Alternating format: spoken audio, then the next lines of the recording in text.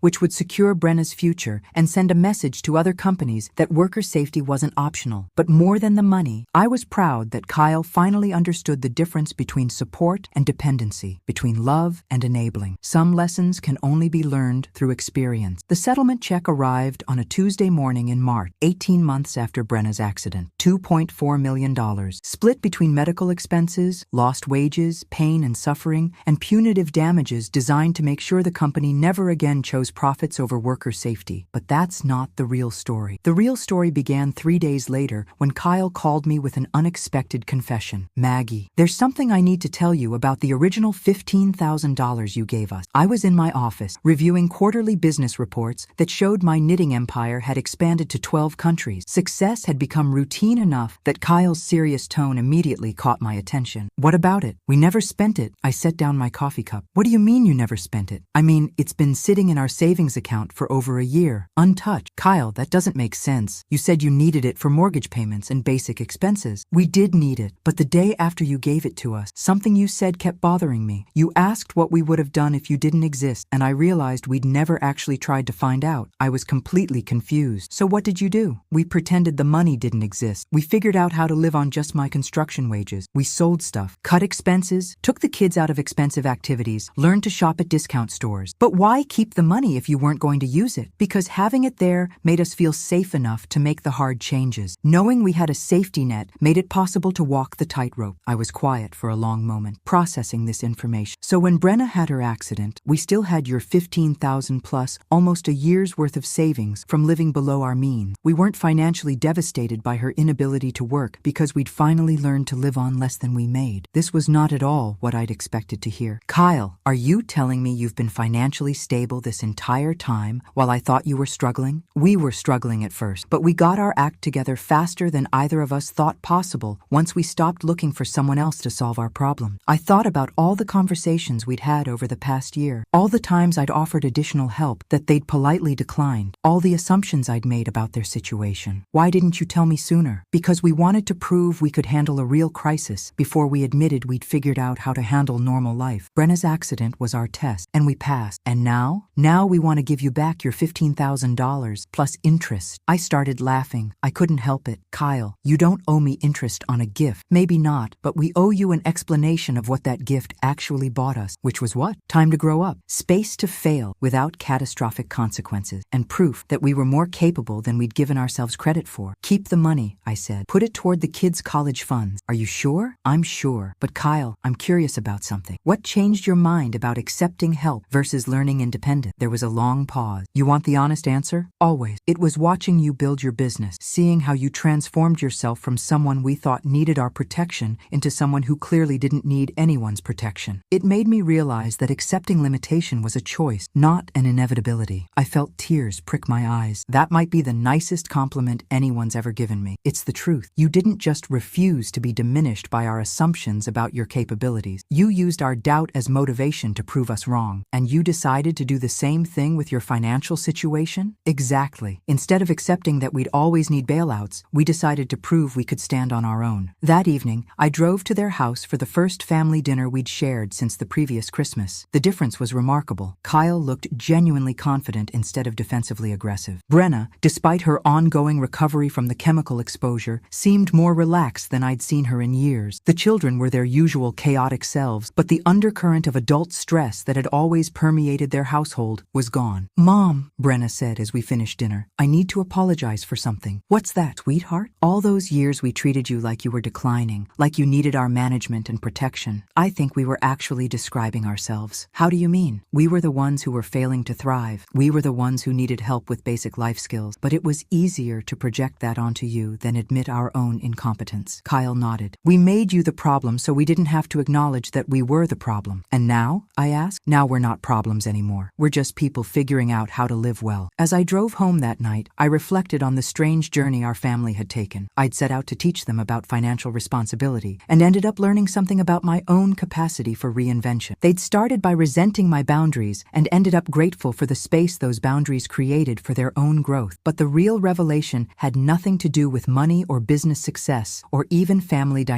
It had to do with the discovery that people are capable of far more than they believe possible, but only if someone they love refuses to accept their limitations as permanent. Sometimes the greatest gift you can give someone is the refusal to rescue them from the consequences of their choices. And sometimes the greatest gift you can give yourself is the courage to become someone worth refusing to rescue. 6 months later, Kyle started his own construction business. Brenna, working within the limitations of her injury, became a part-time consultant for workplace safety firms. Emma learned to knit from my online tutorials and started a small business selling friendship bracelets to her classmates. And I continued building my empire, traveling to conferences around the world and living a life that would have been unimaginable to the woman who sat at that Christmas dinner table 2 years ago listening to her son-in-law mock her ambitions. But the best part wasn't the business success or the financial freedom or even the vindication of proving my doubters wrong. The best part was having a family that finally saw me clearly, not as a burden to be managed or a resource to be exploited, but as a person worthy of respect, capable of growth, and deserving of love that didn't depend on my utility to their lives. And that, more than any amount of money, was worth everything I'd gone through to earn it. Now I'm curious, have you ever had to set difficult boundaries with family members who took you for granted? How did you find the courage to value yourself when others didn't? Share your thoughts in the comments below, and don't forget to subscribe for more stories of transformation and triumph. The truth is, it's never too late to become the person you were meant to be. Sometimes you just have to stop letting other people convince you that your best years are behind you.